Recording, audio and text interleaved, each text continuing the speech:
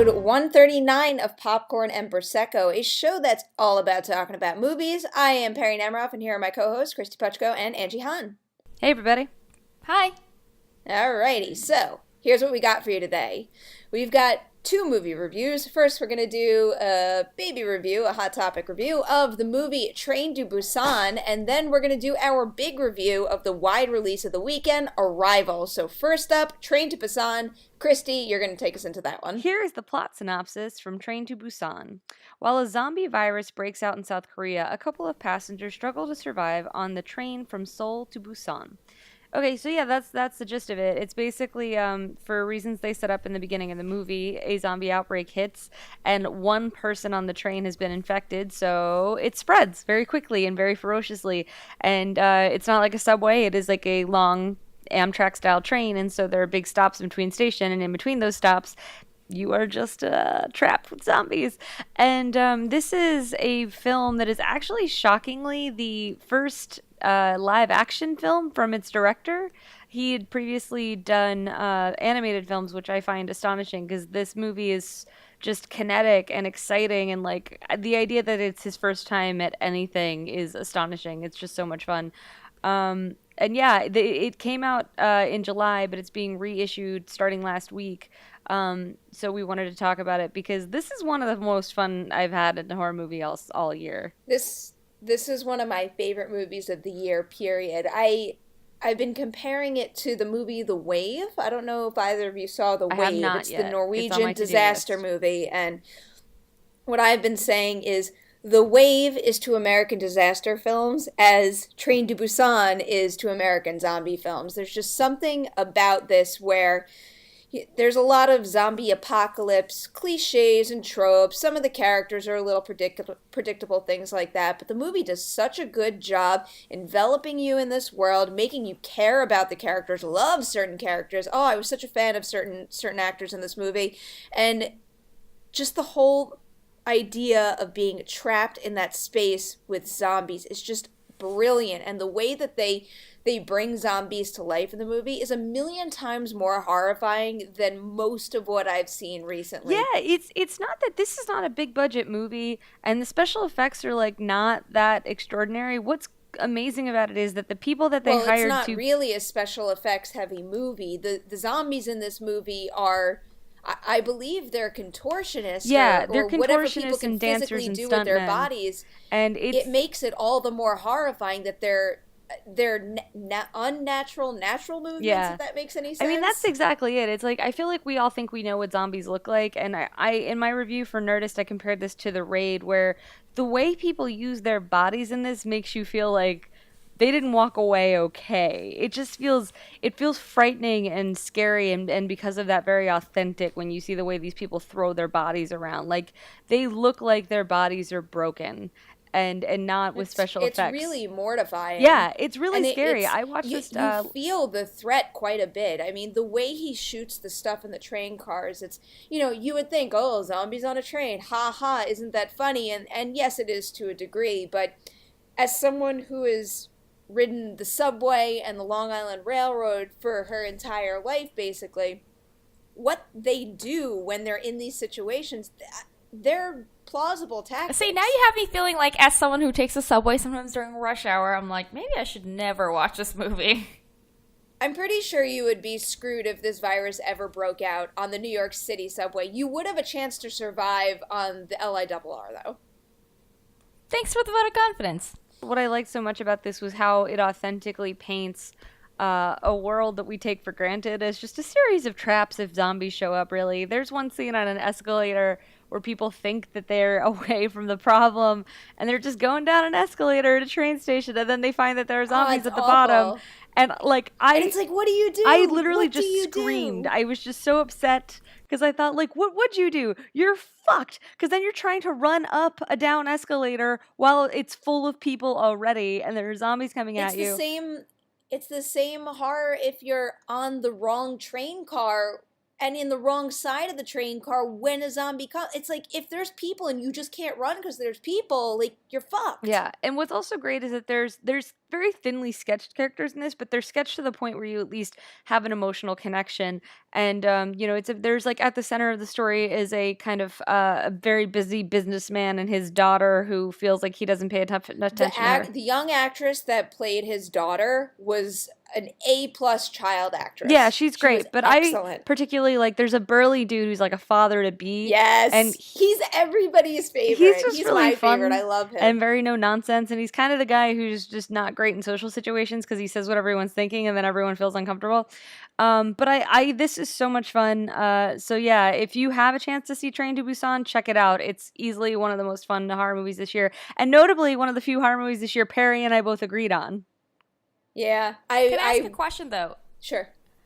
Is it the kind of movie where, I mean, I think pretty obviously most movies are better in a theater, but is it one where you would say it's absolutely crucial to watch it in a theater, or is it something that if people have it available at home, they should watch it at home? So I watched it on a screening link at home, and I thoroughly enjoyed it. I loved it. However, it is playing at a theater near me, and I do genuinely want to go see it on the big screen. I think that if you have the opportunity to see it on the big screen, it should be viewed that way. Yeah, I'm going to second that. I watched it on a screening link, so I watched it like on my computer and still had an incredible time. I would say if you can see it in theaters, I'm sure that's way more fun. So do that. But if not, it's a rush. It's such a rush. It's so much fun. So clearly, I'm definitely going to check it out. Recommend Train to Busan enough. I'm dying to see it again. But now that's it for that one. We're on to our next one. This is the wide release of the weekend. It is the movie Arrival. Here is the IMDb synopsis. A linguist is recruited by the military to assist in translating alien communications. That is an accurate synopsis, IMDb. Thank you for that. I absolutely loved Arrival. I think it's fantastic. It is one of my favorite movies of the year. I am rooting for it in a number of Academy Award categories at this point. It's a weird movie for me in particular to have fallen for so hard because, one, it is an alien invasion movie. You can classify it as that. But you know me. I like Independence Day. I like crazy action and a lot of people running in apocalyptic situations with alien invasion movies. That is not what this movie is at all. There's very little action. It's much more messing with your head in some respects, and when it comes to that, I tend to like sci-fi movies and, just various movies, whatever, that lay out the rules very clearly and tell me that if A happens, it's because of B. This movie does not play by that kind of rule at all. In the end, I found it very, very satisfying. However, I also didn't 110% understand everything, but I think that quality is something that makes the movie even more emotionally moving. So I was just above and beyond happy with this movie when I walked out. It scared me, yet it made me feel good at the same time. I really just loved everything about this. I love the creatures. I love the look. I love the writing. The score, I think, is incredible. So before I go crazy about how much I love this movie, I'll let two people jump in who are already making faces. Okay, so here here's we go. The thing. It's not an episode of Popcorn and Prosecco until the two of us are on the complete opposite end of the Angie, I want you to talk about this in a sec, but I want to lay this out here. So, I hated this. It's okay. I was trying to get on board with how slow it is and how kind of pensive it is, but like the soundtrack I thought was ludicrous and just like weirdly sentimental, and then like the alien design I thought was so hokey. I thought it looked like when you're a kid and you're like, my hand's a monster. Like that's what it looked like to me, and I couldn't. The design had a purpose, though. Yes, I know, and I thought that was lame. I'm not going to get into what the final review, the finale of this movie, but the finale of this movie gives into two tropes that are like tropes that I fucking loathe. One is sentimental and one is sci-fi. And I found this movie incredibly dull and infuriating, and I'm in the minority and I know that. But yeah, I liked his other movies. I liked Prisoners. I'm astonished that I found this so heavy-handed and pensive and sentimental. Angie, help me, please. I mean, the problem with this movie is that it's really hard to talk about in specifics because it's not necessarily the kind of movie that's like plot twist, plot twist, plot twist, but it's a movie where you're supposed to enjoy kind of watching it unfold as it goes. But I have talked to Kristy about it, and like just based on knowing what her preferences are for certain plot elements in this, I was just kind of like, you know what, like she was just like, you know, I hate when they do this and I hate when they do this, and I was like, Kristy, that is literally the entire movie. So like, given that those are two things that she can't stand, it doesn't surprise me that she doesn't like it. That said, I am on board with Perri. Like, I loved this movie. I mean, I wouldn't say it's like my favorite of the year, but it's definitely up there. Like, I think that so, you know, to like kind of go off on a little bit of a side topic, I feel like I've seen the trailers for this movie, and it seems like they're selling it as like this like big intense sci-fi thriller, but I think it's a lot more, it's much more like cerebral and emotional. I think the comparisons that people have made a lot are to like Contact and Interstellar, which notably are two movies it's I not don't just like those movies, but it's kind of right, but it's kind of going for that kind of vibe where it's trying to hit you, like it's where it wants to be slow and it wants to make you think and it wants to make you feel. And you know, while I was watching it, like at first I was just kind of like, okay, I'm going along with this, like I want to see how it unfolds, but like at the end, like as you kind of like realize everything that's going on, it really just hit me, like I walked out of it just being like feeling like I had this emotional gut punch in a really good way. I think that Amy Adams in this is excellent. And I also really but I also really just like the way that so it's a movie, you know, as you said in the Imdb synopsis, it's a movie about like communication, it's a movie about linguistics, it's a movie where aliens invade, and it's not just about like, yes, let's go to war and like fucking kick some alien ass. And I love that about it because it just felt so, you know, like, not that like aliens coming in are necessarily realistic, but it did feel like it really kind of took the time to think about how humanity would want to react to this, how they would be tempted to react to this, and how they would actually react to this. And it does a great job of feeling really intimate. It's definitely Amy Adams' story with Jeremy Renner's character, and it's very much about the two of them, for the most part, in a very confined space, yet it still represents what the grander worldview would be of this situation, and it reflects, you know, how everybody would react, and it reflects what the grand scale repercussions of what their decisions are. I just think it's so beautifully done. It seems to me like it's something that shouldn't work as well as it does, but it's also hard to articulate how I feel about it, because like you said, Angie, in the end, it feels like a very emotional punch to the gut, but at the same time, it's very hopeful, too. Yeah, but like even aside from kind of the big reveals that come toward the end of the movie, I also just like, if this had just been a movie about Amy Adams trying to talk to aliens for 2 hours and that was like the entire plot, like I would have been on board with that. Like it was just so interesting to me to see kind of like I don't know how often we really see a movie that's about language, about linguistics, about the way that our language shapes the way that we think and the way we perceive the world. It's something that I've heard people talk about. It's just not something I have seen a lot of movies about. So that was another thing that I really liked about it. Like, you know, the idea of like aliens coming down to Earth, people try to talk to them. That's not wildly original, but kind of the way that it was executed did feel like a breath of fresh air to me. And it's also just like, I mean, it looks gorgeous. It's got really great performances. I know, Kristy, you didn't like the score, but I thought it worked really well. And the other thing is, like, while I was watching it, like, the sound design in this movie is really good, and it really just puts you in the space with the characters. Like, for example, there's a scene where Amy Adams and Jeremy Renner are, like, in their little, like, space suits or whatever, going up to talk to aliens, and the sound design kind of just, like, you feel like you're trapped in there, in those suits with them, where it's, like, really confining. You can kind of, like, almost feel the humidity of like being in this like plastic suit, and just like, you know, the way your breath circulates in there. Like I thought, like, you know, when I was watching it didn't feel like I was just, when I was watching moments like that, it didn't feel like I was just watching a movie, watching something happen to someone else. It felt like I was there with them. It felt like I was experiencing it with them. So I mean, yeah, that's not too spoilery, but that's another reason I really just thought this movie was incredible. I think it's well made, and I respect what it's attempting to do. And like I said, it's really that I was interested in the mystery it sets up of 12 spaceships hover over Earth, and what do they want from us, and what's going on, and how do we communicate with them, and how language shapes not just how we talk to each other, but our perceptions of the world. I thought that was all really interesting, especially as a writer. That was all very fascinating to me. It's just that as they peel away the layers and start to solve the mystery, I became increasingly aware that I was going to hate the result. And yeah, I do. I won't Guys. say why, because I don't want to give spoilers away. But like, Right. like comparing it to Interstellar and comparing it to Contact, I've never been able to sit through. I've tried watching it at home a couple of times, and I was just like, oh, whatever, and I tune out. I love Contact. And Interstellar, the ponder is nonsense. Like, I like sci-fi. I like some sci-fi drama. I thought Gravity was great, but like, I just could not get into this. It sounds like we need to get into spoilers in order to kind of further the conversation. I guess no non-spoiler thoughts for anyone who's going to tune out at this point, though. Clearly, I highly recommend the movie. Angie, I think you're with me on that. Yep. I would say that if you're looking at this as if it's like a thriller or an alien invasion movie, you're going to be disappointed. That's not what this is.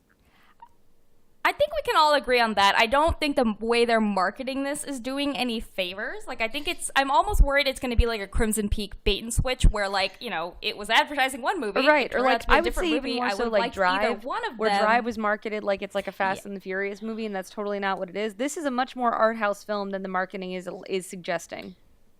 Not to get into a debate about this in particular, but I would strongly disagree with that. I think there are people, yes, that may be disappointed when they don't get explosions and aerial battles and stuff like that. But I also think there's going to be a lot of people who are pleasantly surprised by getting such a different alien invasion movie.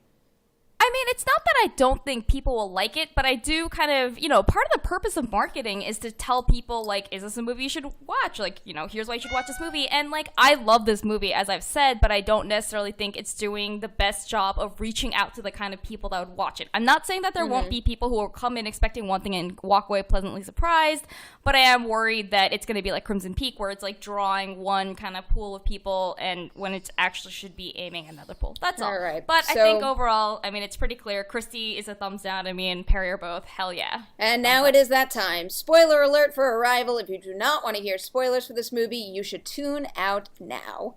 So, I loved what the reveal was. I loved the idea that these alien creatures operate in a way that kind of does not match. You know, it kind of goes back to what I said before, how I operate based on logic and having a set thing of rules to follow, whereas they're that continuous loop, and it's just a completely different thought process. And I appreciated the fact that when she kind of literally dove into their world and got all that information, it changed everything. And I love the idea of her going forward, knowing where her life is heading and needing to make those decisions for herself.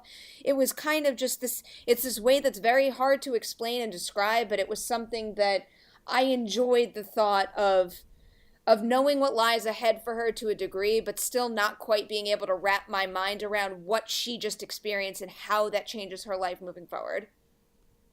I mean, to me, like, that was really emotional because, you know, so actually, maybe it's better if Kristy talks about what she hates.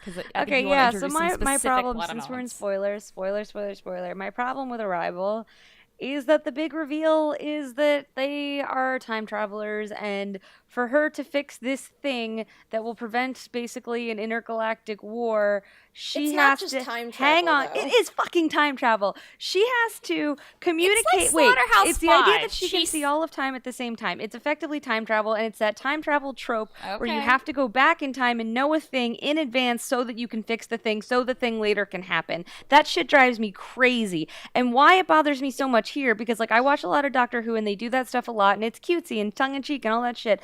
It's a time travel trope that drives me crazy because on one logic hand, it's just infuriating. But on the other hand, when they do it in Doctor Who's a kid's show. It can get away with that shit because it's cheeky and adorable or all that nonsense. And, you know, they're like, Allons-y, and they cheat and whatever. But it's a cheat. And this is a movie that takes itself super, super, super seriously. And then its big reveal is like, oh, she has to know in the future that she's going to make this phone call and say this thing. And it's so fucking precious. That drove me crazy. Can you talk about the other thing that you hate? Which one? I know that the kid. Well, wait. Briefly before we get there, then I'll give you a pass with calling it time travel, but this was probably one of the richest, most interesting, and satisfying versions of time travel I've ever experienced, where I felt like I was discovering this with her while her still being a step ahead at the same time. I totally bought what they tried to do, which, given what happens to her, is an incredible achievement to me. I mean, I agree with Perri because it's not like Amy Adams necessarily goes into this like knowing, it's not like she goes into this. You're kind of following her along as she starts to see time in a different way. It's not time travel in the sense of like they get in a DeLorean and they hop back in time. It's just that like in Slaughterhouse 5, she can now, spoilers for Slaughterhouse 5, sorry. Yeah, spoilers for Slaughterhouse 5. Now she can see kind of everything that's going to happen. And it's not even something that aliens can really explain to her ahead of time because it's something that she kind of has to see and experience for herself. So to me, it did make sense. Kristy, as I recall, one of the other tropes that you hate that this uses is a kid with cancer, which I know can be really sappy and manipulative, but to me, the reason that those things worked and the reason that it hit me so hard emotionally is that to me, it's a movie about kind of like why we do things that we know are going to hurt. It's kind of like, you're with her, like she kind of sees, like she knows a lot of pain is coming her way, but she knows that like to her, the joy is worth it. And, obviously we're not all time travelers, I think. But like you it's still like kind of 2 minutes into the movie and they introduce kid with cancer. It's so easy. It's like, I mean, but like, what are you saying? That you can't make a good movie with a kid with cancer? I'm saying that always it's cheap. It's also I'm so saying well that it's justified cheap. Let me in finish the this. end. I'm saying that it's cheap to 2 minutes into a movie do the whole kill the cat moment where you're supposed to bond with the character because she lost a kid from cancer. There are very good movies that are about kids with like a couple of people dealing with kids with cancer. Like one of my favorite movies from a couple of years ago, that Norwegian one that I can't think of the name right now. It was about two like rockabilly performers. That's beautiful, and that's about that. But that's something that's slowly revealed as you get to know the characters. It's not something they sucker punch you with 4 minutes in, and then like it looms over the rest of the movie, where the rest of the movie she keeps talking to this kid who has cancer, and it felt so. I just think it's really like exploitative isn't the right word, but sensationalistic, and it bugs me because I feel like then it's cruising on an emotion it didn't earn. It just shoved down your throat in the first scene. Oh God! Strong disagree with that. I think that was one of the best things they did with the whole kid with cancer storyline is that they did justify the use of it in the end, because that's part of the reason you can connect to this character who is dealing with this crazy thing that's almost like beyond what we can imagine right now. And just the idea of her accepting the fact that she only has so much time with this kid she's going to have, and she I get why it's supposed to be emotional. I'm saying she it's has manipulative. the opportunity to veer away from it, and she accepts it. I love that. That hit home for me so much. First of all, I mean, yeah, it's manipulative. I movies get that, make but you that's feel what I'm things are saying. Like, I manipulative. feel like That's the what they're storytelling doing. is But good. I feel like I've been moved with the story. I don't feel like I see the moves. And instead of just being like, this is really a story about you, cancer child. And like, just from like, literally, it's like 2 minutes in. It's just, it. But like look, if you find that to be a really just like hokey, cheap trick, like, I can't tell you, like, Kristy, you're wrong to feel that. Like, fine. But, like, I know, I was going to say, Perri's waiting for that. I can only speak from my experience where I think that the movie does kind of, like, yeah, okay, it starts out on a sad note because you know that there's going to be a kid who's sick. But, like, I do think that the movie really earns your interest in the character through, Amy Adams' performance, through how well written and how interesting of a character she is. I think that, it does cast, like, kind of a gloomy spell over the whole thing. But, like, I think that structurally also it just works really well because then you kind of go in knowing what's ahead even if you don't quite know what it is. So, I mean, like, agree to disagree. Like, it worked for me. It clearly didn't work for you. Yeah. All right. I mean, that's the thing. I've been upfront about that. I've been upfront about the fact that there are tropes that drive me crazy, and I feel like when you introduce a kid with cancer to be like, oh, isn't that terrible? Like, yeah, it's fucking terrible, obviously. Like, but, I need more than that. I mean, I think we're going in circles, but I think at the end of the day, honestly, I know it's kind of a cop-out, but I don't know if there's that much that we can do besides... Yeah, like, it works for you. It doesn't. I understand that. Agree. I'm saying that like that was a red flag for me. And then when they tied it off with the fucking she has to be in her own quantum leap, like I can't. All right. Well, yeah. All right. There's that. Okay, so we're done. It's so hard not to want to like refute it. But I'm going to leave it at that. Agree to disagree. Me and Angie love this movie. Kristy did not. It's all good. That's a wrap on episode 139 of Popcorn and Puchko. You guys know what to do. Please go on over to iTunes where you can comment, rate, and subscribe, of course. We would love it if you would do that.